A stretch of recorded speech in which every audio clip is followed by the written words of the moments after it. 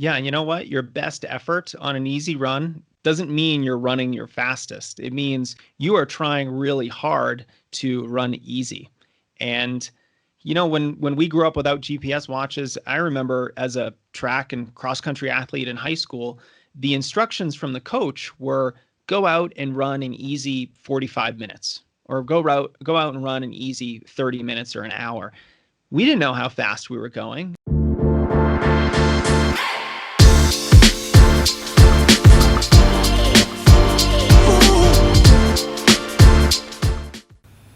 This episode of the Smart Athlete Podcast is brought to you by Solpre.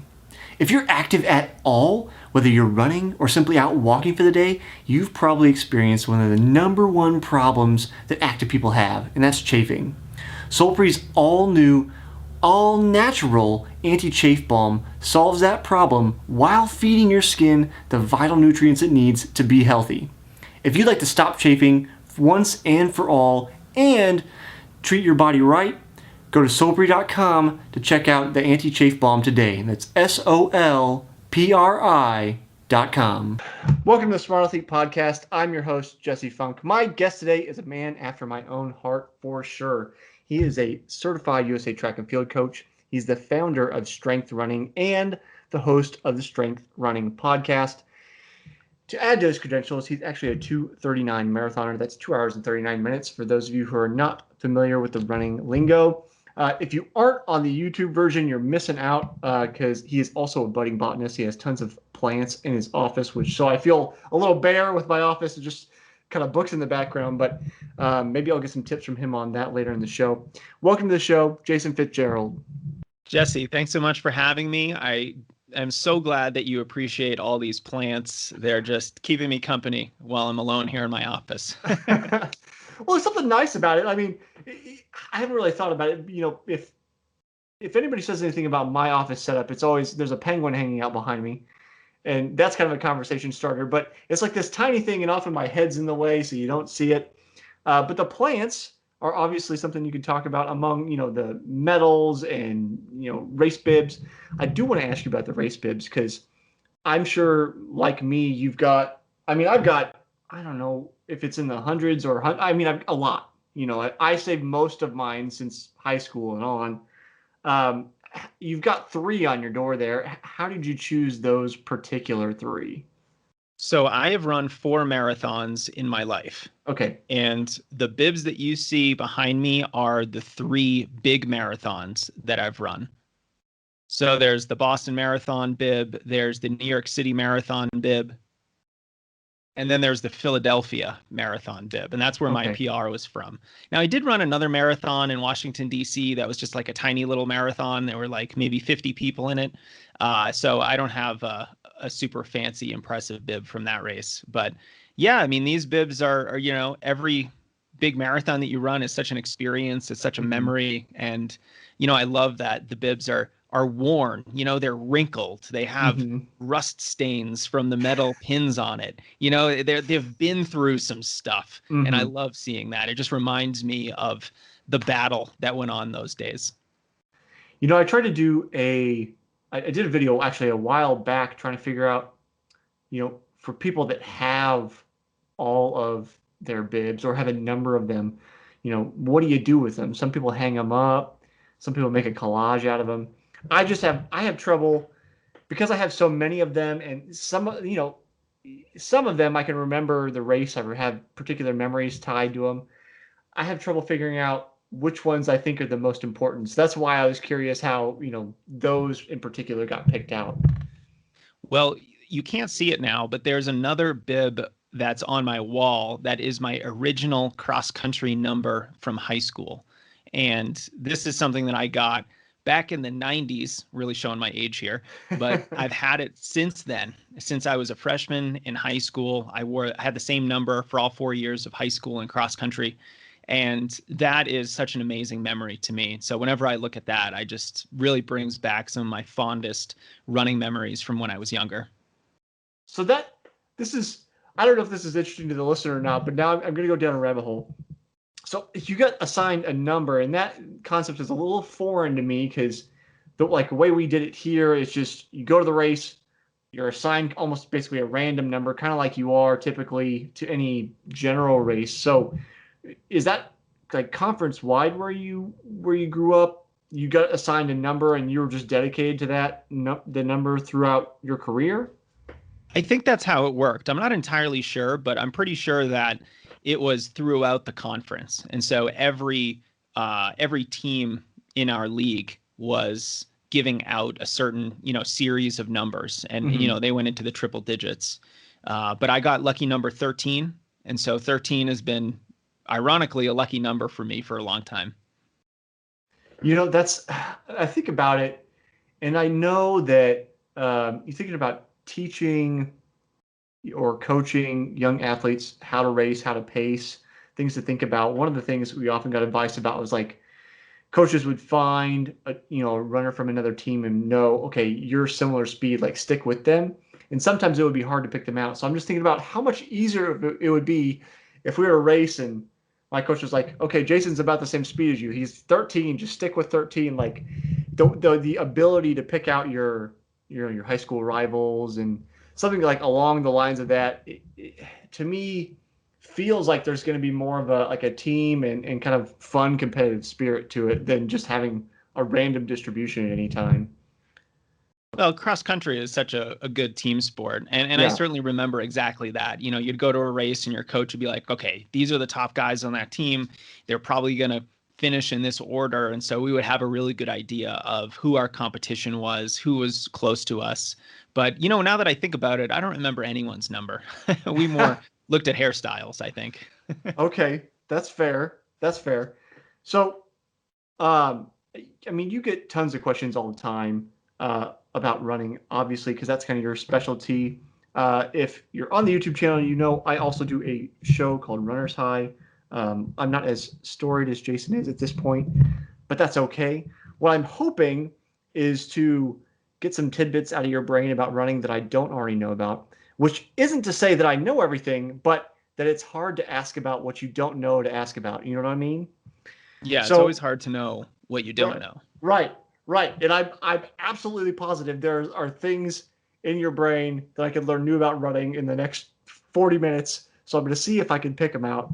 I want to start with your warm up routine, or what you recommend for a warm up routine. Whether we're talking about going out for a long run or getting ready for a race or getting ready for speed work. If it varies, kind of what you do and your recommendations there.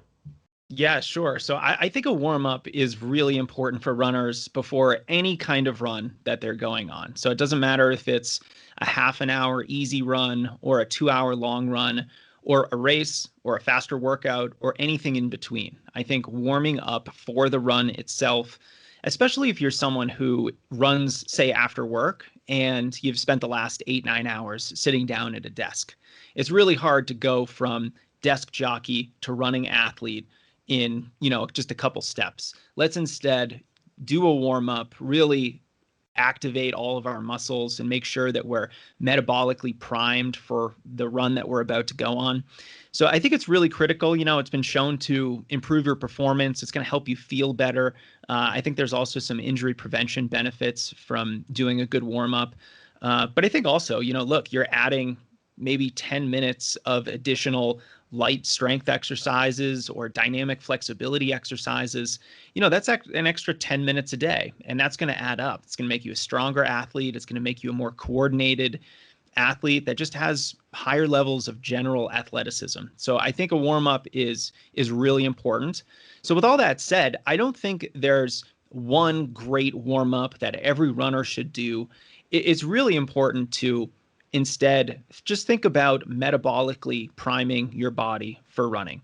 And so I have a couple of routines that I use. They're on the Strength Running site. I call them the standard warm-up routine. I also have the Matic warm-up routine. And there's a lot of similarities between these two routines. They're roughly 10 minutes in length. They include a series of light strength exercises. So maybe some body weight lunges, which is very specific to running. It mimics the motion of running, and it's going to activate all the same muscles that you use when you're out there running. And then some of the routines have a series of drills in them too. And the real goals here are to let's increase our heart rate. Let's increase our respiration. Let's lubricate our joints. Let's improve our range of motion and really warm up our muscles. You know, when I first started running as a freshman in high school, we all sat around in a circle and did a bunch of static stretching every day before our run. And if you think about it, is that warming up from your run if you're not actually getting warm from the activity?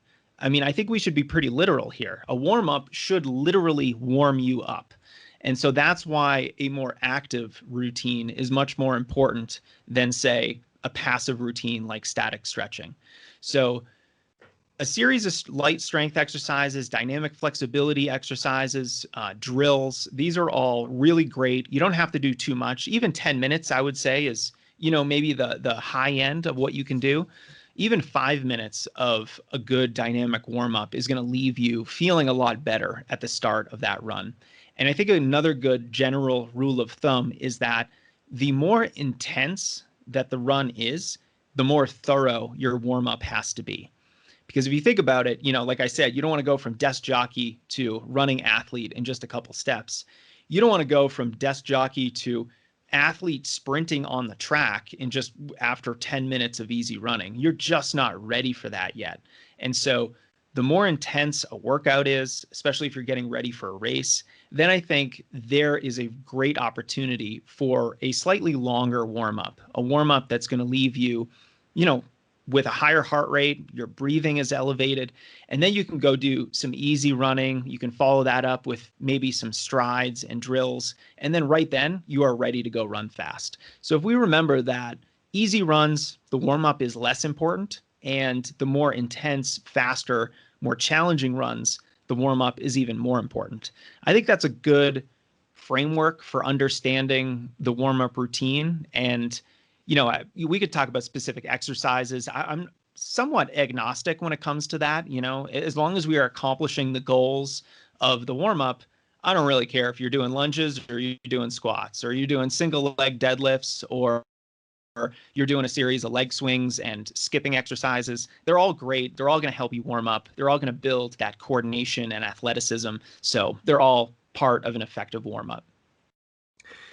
I've seen a lot more advice like yours, and I give similar advice, kind of, you know, building throughout the internet. But like you, I think you're only a couple of years older than me, so we started running around a similar time. And I think if you look historically, going back 70s, 80s, 90s, it's, you know, it's all about static stretching and doing that kind of thing. So with the demographic of people that engage with you on, you know, the YouTube channel, with your podcast, do you ever have to convince people to try the warm up, or do you get pushback where it's like, well, no, like I've been static stretching for 20 years and it's the thing, you know, is there a hurdle to overcome, or do they just say, all right, Jason, I'm on board, whatever you say goes? Yeah, I do get a lot of people who they don't necessarily think it's not going to work or something like that, but it's more of a time issue. Am I going to have time for, you know, a 6 to 10 minute warm up before every single one of my runs? Especially for folks who might be running at 5 in the morning or 5:30 in the morning. They don't have a lot of time in the morning. And, you know, I also like to do a post run strength or core routine. And the only pushback there is again with the time.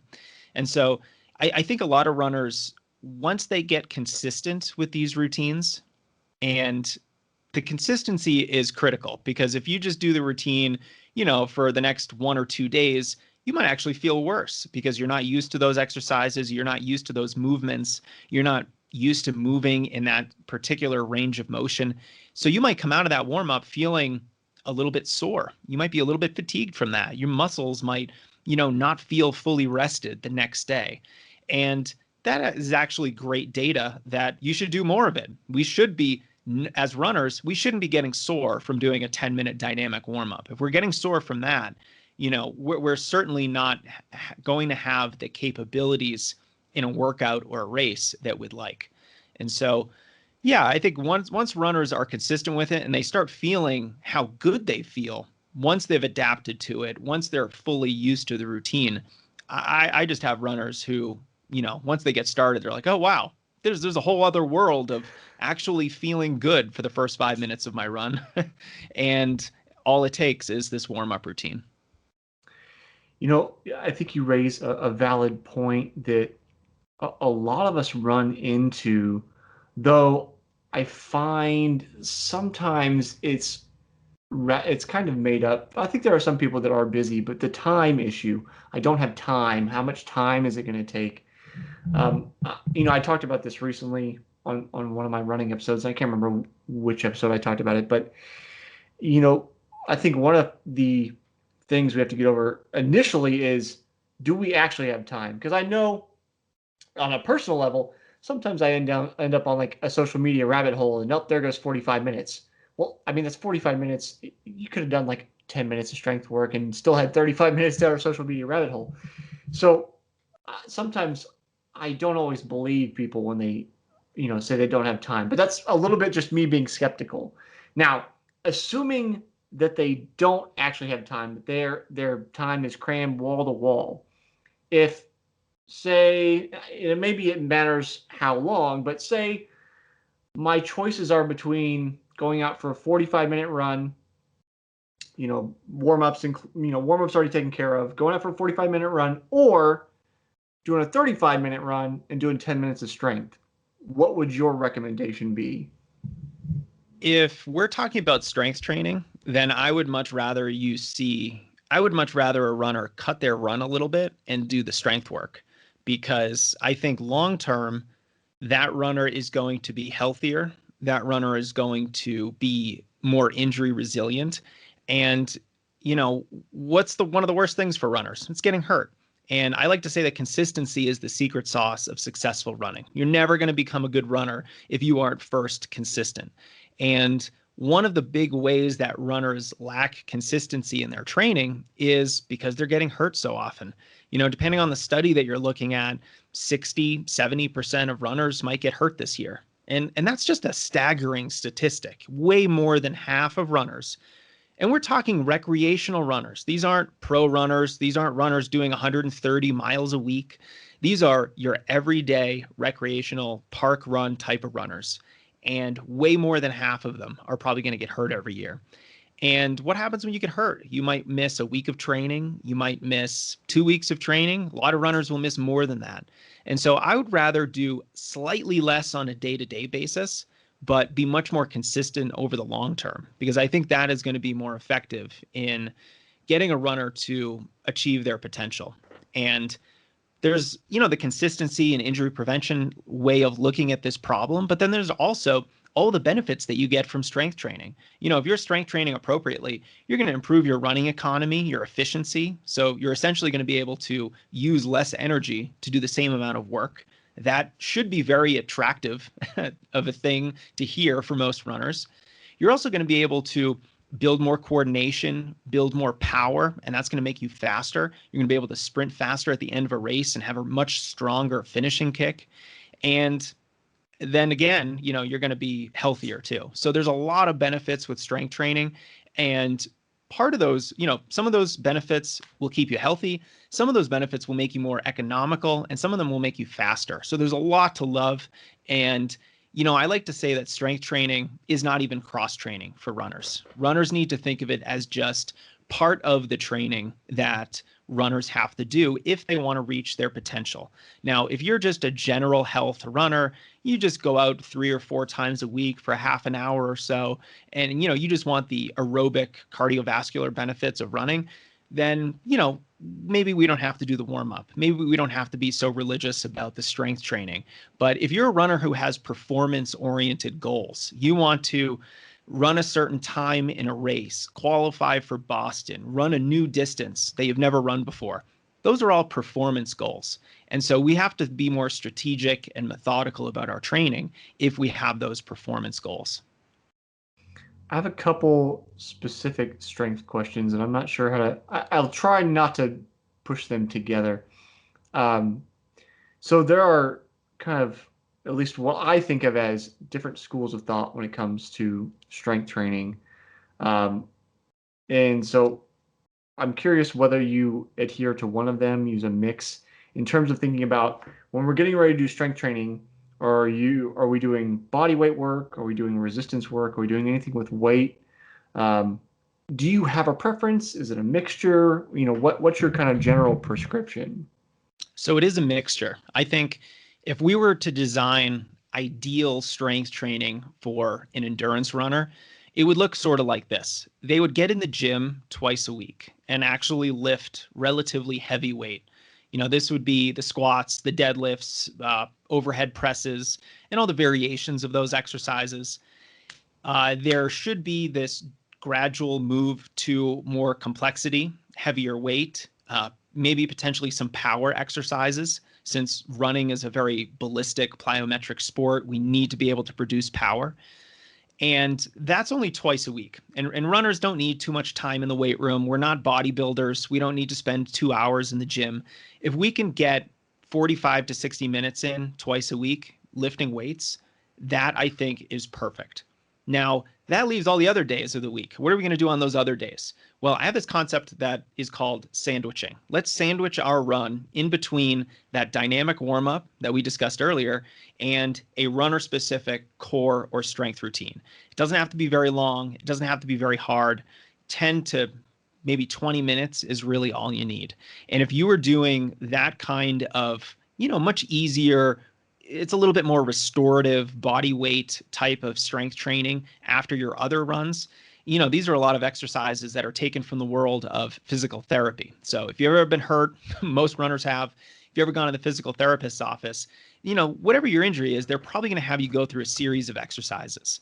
And I've created a bunch of core and strength routines for runners that borrow some exercises from the world of physical therapy that you do regularly when you're healthy. So you're not doing it as rehab, you're doing it as prehab. It's this prevention type of strength training.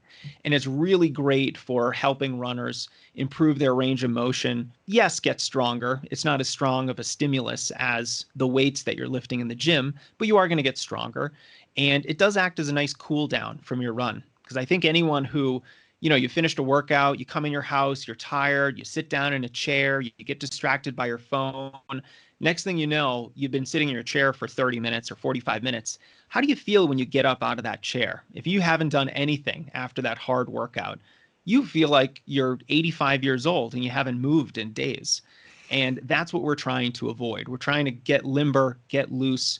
And I've found that it's much more beneficial than static stretching because it's much more active. You're using the muscles rather than just passively stretching them. And that's more effective in, building strength and coordination, but also just helping you feel better throughout the day. If you do that routine and you do a bunch of exercises, you move your body and all these other different movements that you really don't get at all when you're running, because let's face it, running is a fairly two-dimensional sport. You're mostly just running, straight ahead. All those other movements are just going to help you feel more athletic and feel so much better the rest of the day. And you're going to go into the next run feeling more recovered. So I think there's huge value in, the heavy stuff in the gym. And that's, what you really think about when you think weightlifting or, strength training. But then the other days, it's slightly easier, 10 to 20 minutes. And it really helps with other aspects of fitness for runners.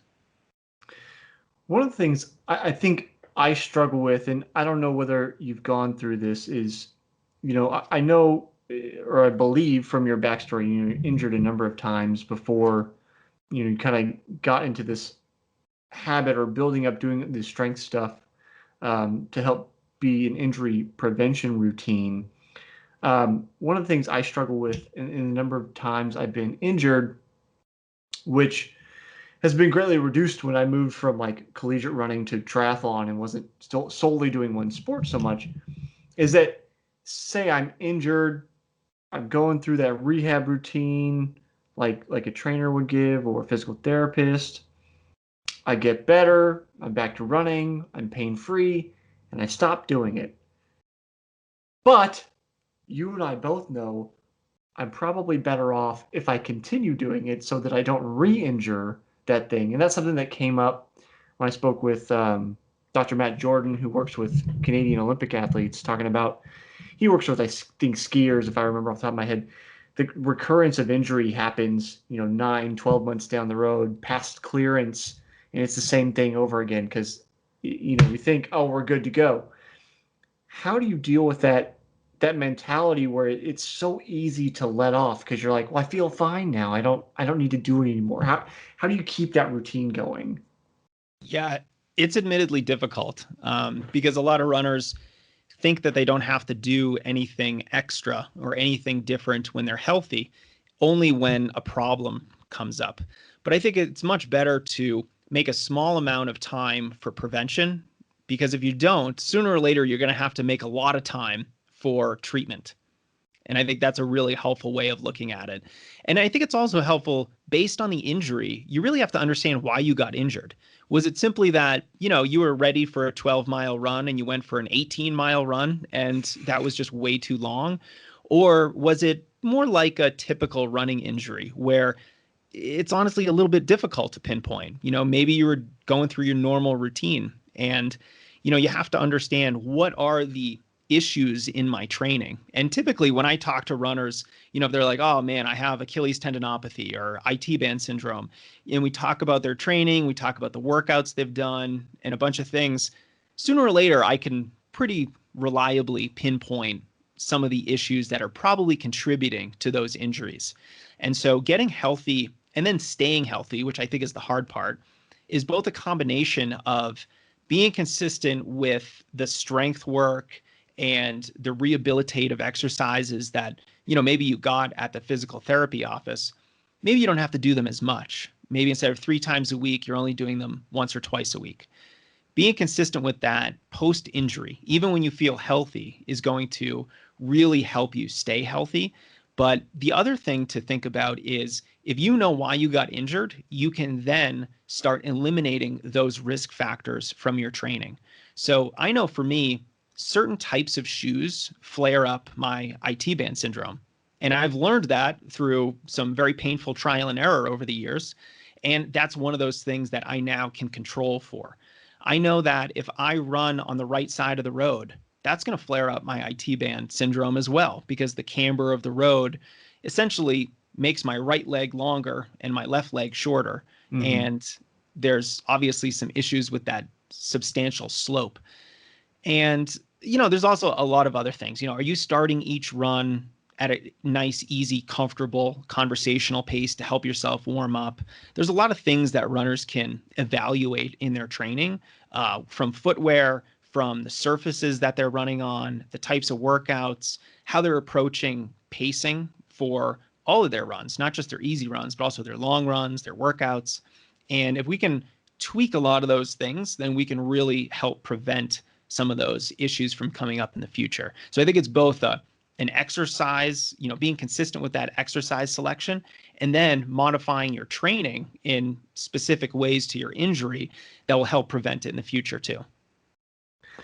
I want to ask you a little bit about shoes because this is something I get probably the most questions about. I spent a number of years working in a shoe store, fitting shoes for runners and people with health problems and all that kind of stuff.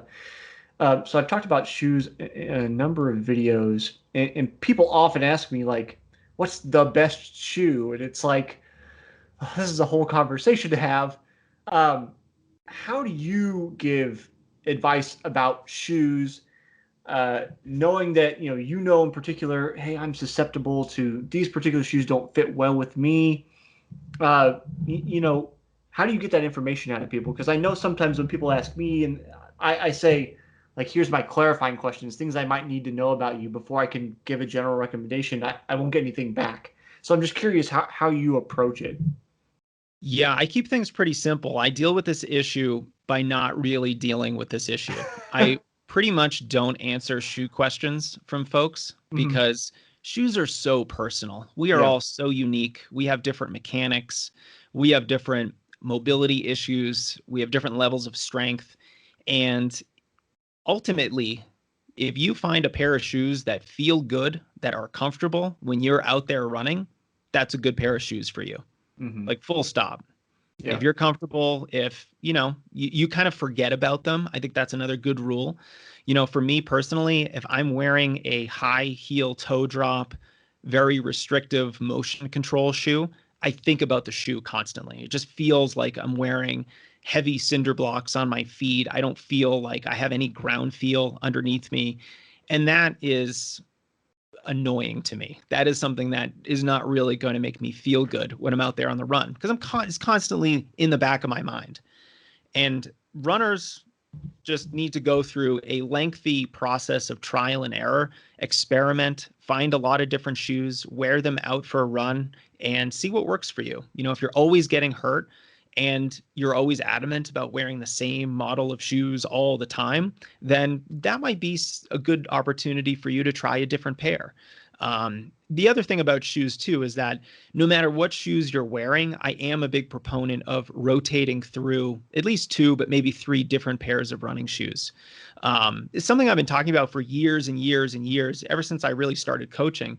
And it was interesting, only, maybe 4 or 5 years after I started giving this advice out, did the science catch up. And there was a couple studies that showed that runners who rotate their shoes have a lower injury risk. And it makes sense, right? I mean, if you're being a runner, you're doing a lot of running, you're engaging in a lot of repetitive motion, because after all, we're just going running every day. And wearing different shoes really helps you vary the stress that your feet and lower legs are experiencing. So every shoe has a different arch height, a different stack height, different levels of support, different materials in the sole of the shoe. And that's all going to change how your foot interacts with the ground. And it's one of those great ways of reducing the repetitive stress of running. Because after all, what are running injuries? They're repetitive stress injuries. So anything that we can do to reduce the repetitive nature of running is going to be very helpful.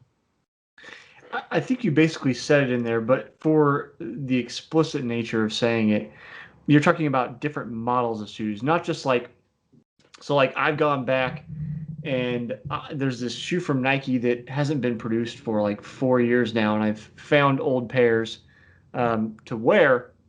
So you're talking about wearing that and like maybe a shoe from Saucony, and wearing completely different models, not just rotating like through three pairs of the same thing, correct? If that's all you can do, I would much rather you rotate through the same exact shoe, but you have three versions, you have three pairs of it. Right. Because I think that will be better than nothing. So it's not really a binary thing. It's more of like a spectrum.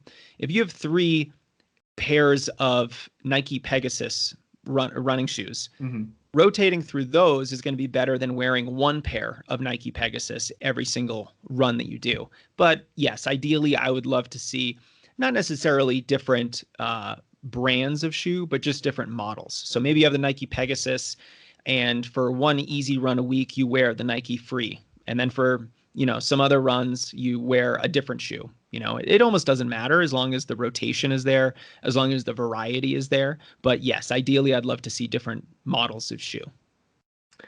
And then that kind of leads me to the thought on to what degree of variation do you think is like appropriate or reasonable? So like you were talking about that stack height differential, like so if you're not familiar with shoes, the amount of difference of padding between the forefoot and the heel of the shoe is the stack height difference. So it's often quoted in millimeters. So 12 millimeters means that there's 12 more millimeters in the heel than there is in the forefoot, so on and so forth. 8, 4, whatever it is, there's 0 millimeter shoes.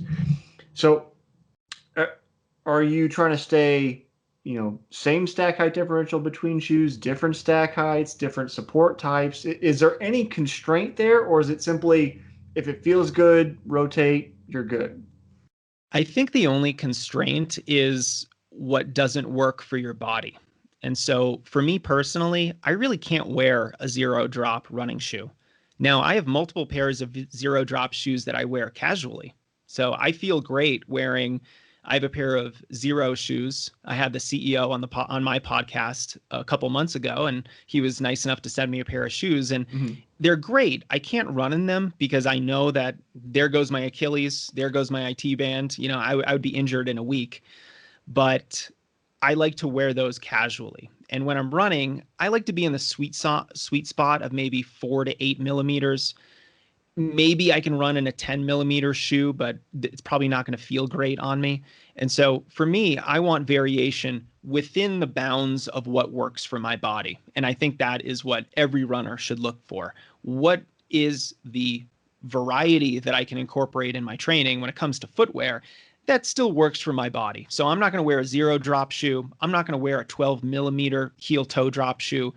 All my shoes are probably going to be in that 4, 6, 8, 10 millimeter zone, because that's just what feels best for me. And I also think it's helpful to think of running shoes as training tools. They are tools that help you do a certain job. So, my background as a cross country and track athlete at the collegiate level, we ran in different shoes all the time because, when it came to workouts, we would put on our track spikes. Mm-hmm. When it came to races, we would wear those track spikes. And so we were incorporating all this minimalism without really even thinking about it. And then we might do some barefoot strides a couple days a week. But then for most of our normal runs, we would probably have 1 or 2 different normal trainers that could be stability shoes, could be neutral shoes. A couple guys on the team even wore motion control shoes. But as long as you're getting those different training stimuluses from different types of shoes. So on track days, when we were doing a workout in spikes, anyone who's run track remembers the first workout of the season where you wear spikes and your calves are shredded for like 3 days afterward. So you have to adapt to everything. But if you're looking at shoes as training tools, okay, I'm going to wear my spikes or my racing flats for my races and workouts.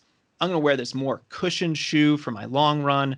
And then I have this neutral shoe that I can wear for all my other runs during the week.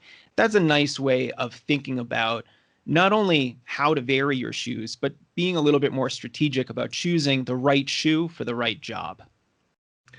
You already led into it, but you're talking about the variation of shoes, and that was the first thing my mind went to is, well, once we get on the track, like, are you varying shoes? Are you varying shoes on the track, or is it simply like, hey, if you're doing like race pace type intervals, we're not doing tempo or anything longer. We're doing, you want to run 5K, you want to run 10K, and you're doing that pace. Put on the shoes you're going to race in.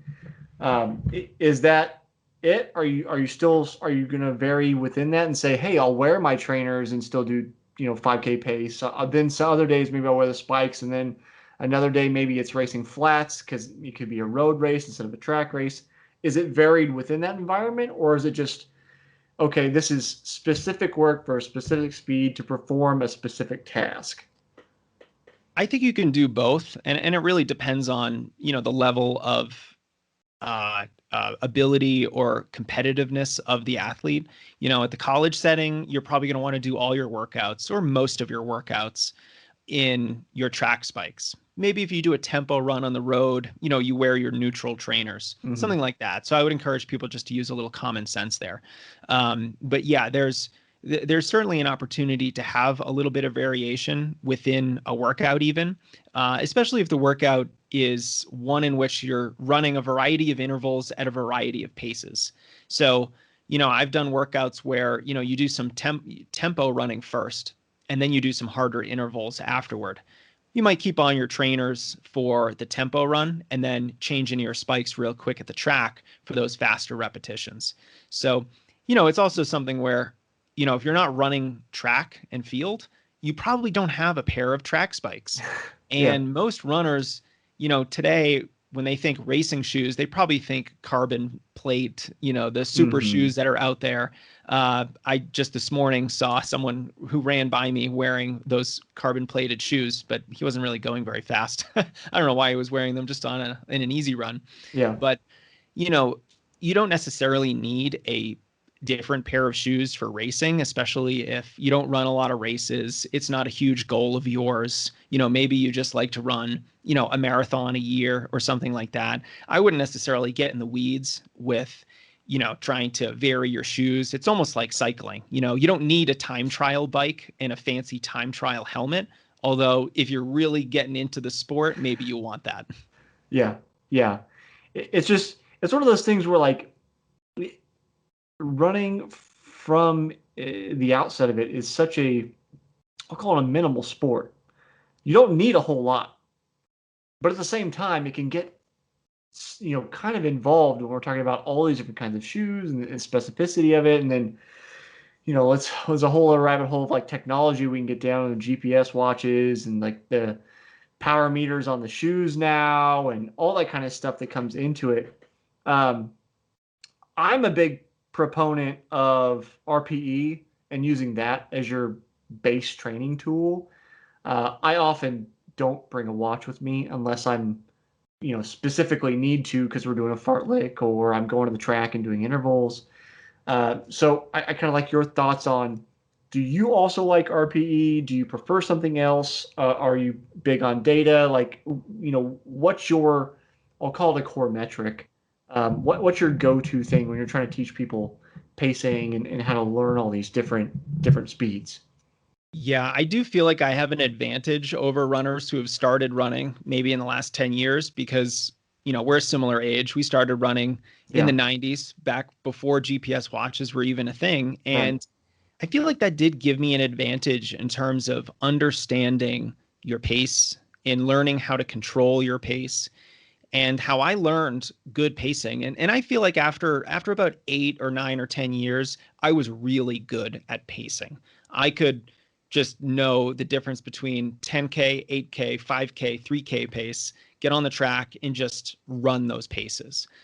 And the way in which I did that was running based on RPE, rating of perceived exertion. And easy runs are easy.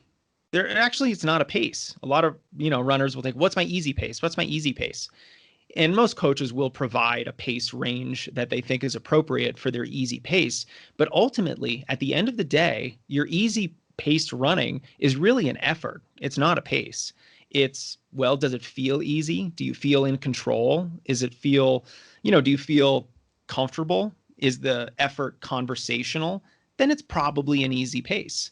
And I think when it comes to workouts, then it's time to, okay, we actually need to know exactly how fast we're running. We need really specific splits.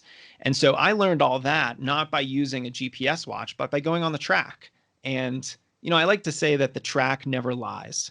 The track doesn't lie, but your GPS watch lies to you all the time. It is Hmm. not as accurate as you think it is. And if you really want to know, what your splits are for 200 meter, 400 meter, 1,000 meter, mile intervals, you get to get on the track. Because if you're doing that based on your GPS watch, it's just not going to be as accurate. And I think a lot of runners just only focus on the pace on their watch. They don't focus on how they feel. They don't keep in mind the purpose of the run. So even if it is an easy run or recovery run, they think to themselves, but my easy pace should be 8:30 a mile.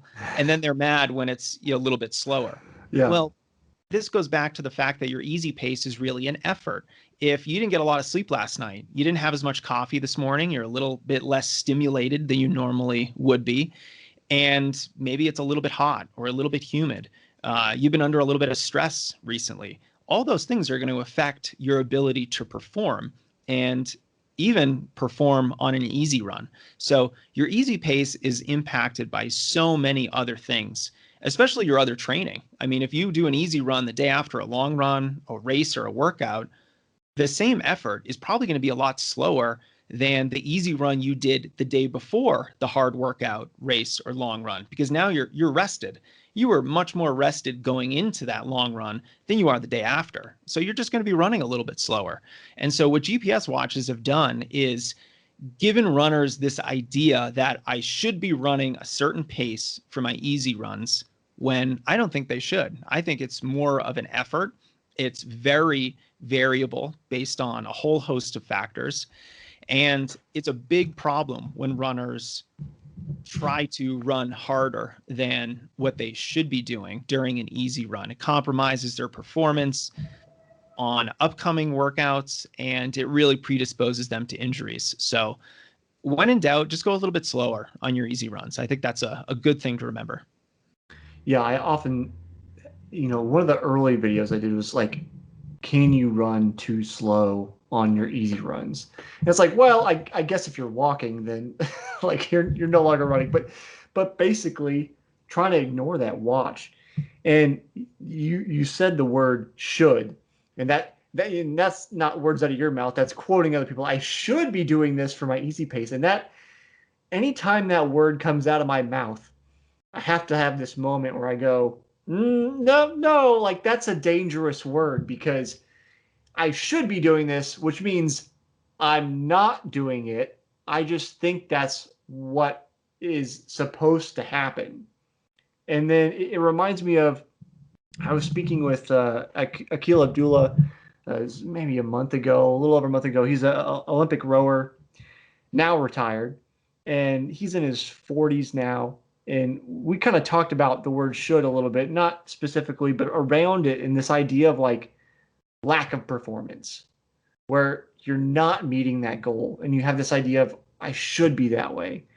And I keep bringing this up because it just has stuck in my brain that his advice is he's not so hard on himself anymore and doesn't think so much about I should be doing this and gets more curious. And that's the word he said. He said, I'm curious. Well, why is it not working? Why is it that, this performance isn't up to spec? And I think if we try to eliminate the word should and then become more focused on the curious part of why, we help eliminate some of that. I'll call it anxiety. I feel like that clock watching is almost like an anxiety of like this like almost manic behavior. I can't agree more. I remember when I first got my GPS watch, I, of course, obsessed about it like every runner who first gets a GPS watch. And I realized after a couple of weeks that it had really shaken my confidence. And what are runners if they don't have confidence? That is a mental skill that runners must have. And yeah, you're right. It can certainly be something that impacts your psyche. And, years ago when I first moved to Denver, Colorado, we're up a mile high, we're at altitude. I came from sea level and I had to reorient my entire thinking about my easy quote unquote pace because now it's much different than it was when I was at sea level. It's probably 15 to 30 seconds slower, just me running the same effort. I go out there on an easy day and I look down, oh, I'm 15 to 30 seconds slower than I was when I was on the East Coast at sea level. And I could try to make my easy running faster, but that wouldn't be in my own best interests. That would be working against my best interests. And so, yeah, you got to be curious. And in my case, it was really easy. Oh, you're 5,200 feet up in the air right now. And there's not as much oxygen. So you're just going to be running a little slower at the same effort. And so luckily that was an easy one for me to figure out. But yeah, no, I think it's a great mindset shift to have because it forces you to be a little bit more introspective. It forces you to think back on your training. Am I running slow today? Because we just did a workout, because I haven't had any coffee, because the weather is crap today. There's so many issues that can go into it. And if instead you're not thinking, I should be running this pace, if instead you're like, well, I'm curious why I'm running this pace, and then you can figure it out. You can solve the problem. And usually it's just an understanding that, well, my body's just not ready to run that harder effort today. And that's okay because I don't have any performance expectations or goals during an easy run. It's just an easy run. Just go run easy for a certain amount of time or a certain mileage. And, whatever the mileage or time ends up being, then that's that. I think that's the hard thing to deal with is that if you're not experienced through that kind of idea of curiosity where you go, why didn't it work? So like as a good example, when and this was, I don't know, late winter, early January, something like that. I was out for a run. There's a trail near my house. It's kind of a gravelly mud kind of mixture depending on where you are. It had rained. There'd been like work vehicles on the trail, so there was like ruts. It was Sounds like a fast soft. surface to train on. It's generally pretty nice. I mean, you get the benefits, almost like the benefits of the sidewalk when it's dry, but then also a softer surface, so you don't have quite as much pounding. But then when it's wet, it's not so great. So I was out doing some kind of tempo fartlek kind of workout. I can't remember exactly what it was, And I wasn't as fast as I thought I should be. But came back and was like, well, you know, I thought I should be at like 6 minute pace for this tempo, and I was at 6:20. There was snow on the trail I had to go around. There was soft surface. We just did this. It's like you can come up with that, but that mentality, I think, may be difficult for people who don't have our number of years of struggles, I guess I'll call them, because it feels like excuses. And for I find often runners are this very A-type personality where it's like, I'm gonna get it done, no excuses. It feels like excuses. And you touched on this where it's like, no, and the way to get past that to me seems like that lack of expectations, where you're not outcome focused. You're only like internally, did I give my best effort kind of focused. Yeah, and you know what? Your best effort on an easy run doesn't mean you're running your fastest. It means you are trying really hard to run easy. And when we grew up without GPS watches, I remember as a track and cross country athlete in high school, the instructions from the coach were go out and run an easy 45 minutes or go out and run an easy 30 minutes or an hour.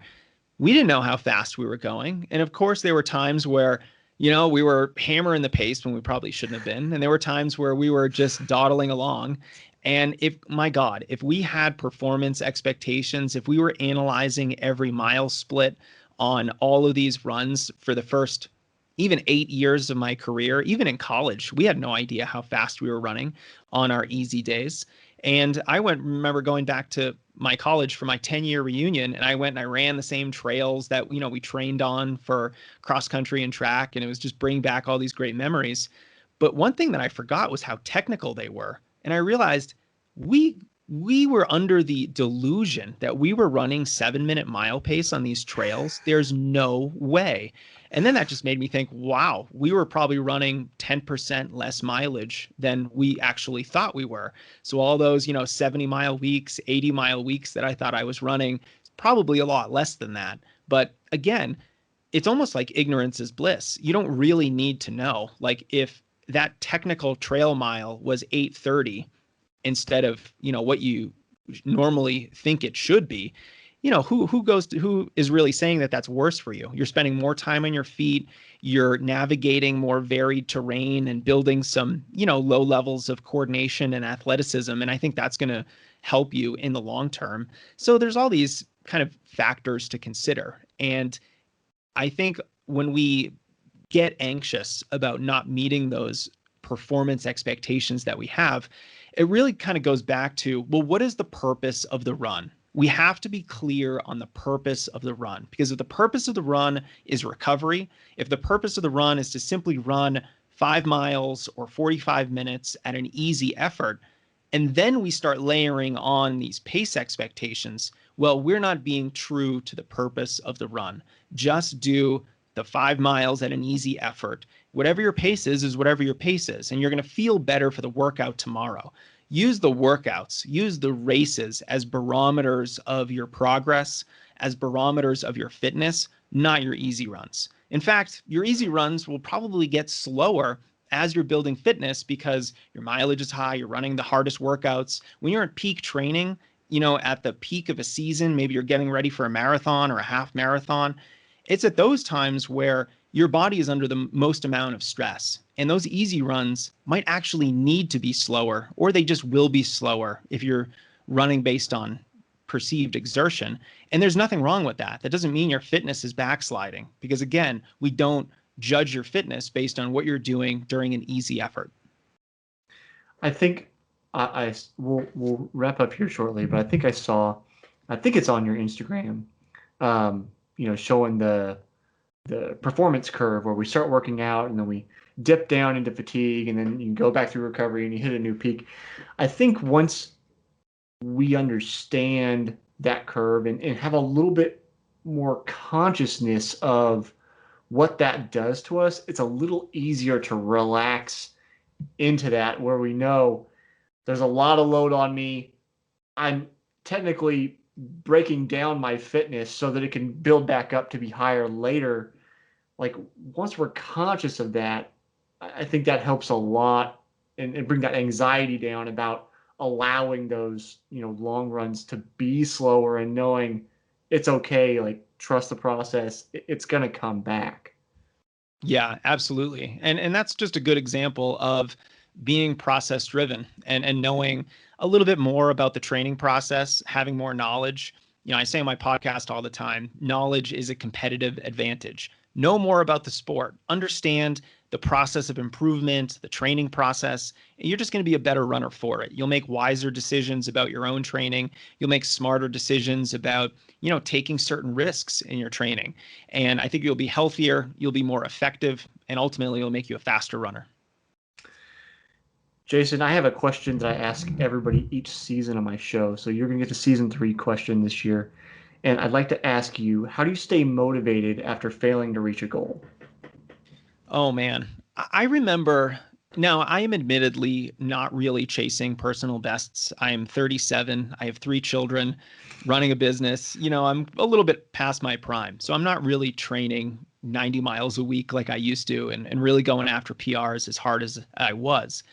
But when I was, for I would say the first 17, 18, 19 years of my running career, I just wanted to be a fast runner. It was something I wanted so badly that nothing else mattered. And I wanted the outcome. I wanted to always be improving. I got addicted to that improvement that happens when you're a new runner. If you stay consistent for the first 1, 2, 3 months, all of a sudden, wow, you start feeling good. You start, taking down your personal bests, and you feel like every race you run can be a new PR. And that was so exciting for me because I was just thinking to myself, well, at this rate, I'm going to be an Olympian in 2 years, as like a 14-year-old. Now, of course, that didn't happen, but that improvement and that process gave me a lot of just feelings of control. I felt like I was in control, and I liked that. And so for me, honestly, motivation was never really much of a problem because I wanted it so bad. I wanted to make the cross country team in college. I wanted to qualify for, the New England track meet. I wanted to, win the respect of my peers, my friends on the team, my coach.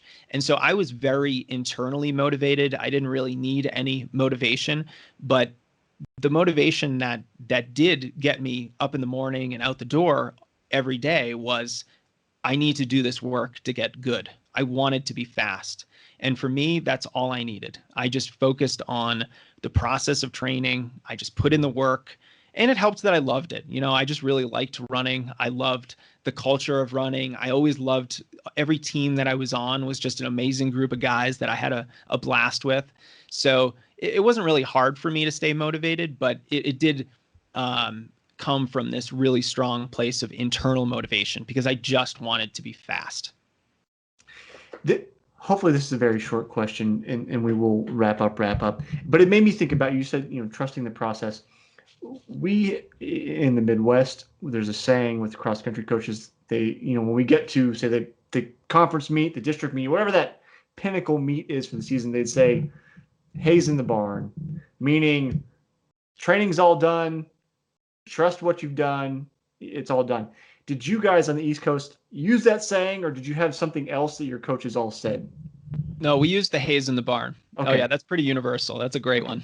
Okay. I didn't know if it was just a Midwest thing or if there were other like phrases I should be collecting that meant the same thing. So I would ask. Come on, Jesse. There are barns on the East Coast. I know, but this is the heartland. We grow all the corn. We got the cows. Got all the things.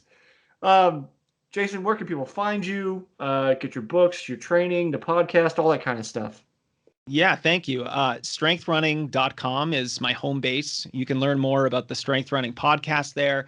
Pretty excited. We just launched a whole new design of the site. So if you go to strengthrunning.com, you can see all the new stuff that we've put together for runners. And besides the website and our podcast, we have a very active and growing YouTube channel. So if you go to youtube.com/strengthrunning, you'll find all kinds of videos that we publish on a weekly basis about strength training and injury prevention and pacing and race strategy and all kinds of great stuff. Awesome. Thanks for hanging out with me today, Jason. Appreciate it, Jesse. Thank you.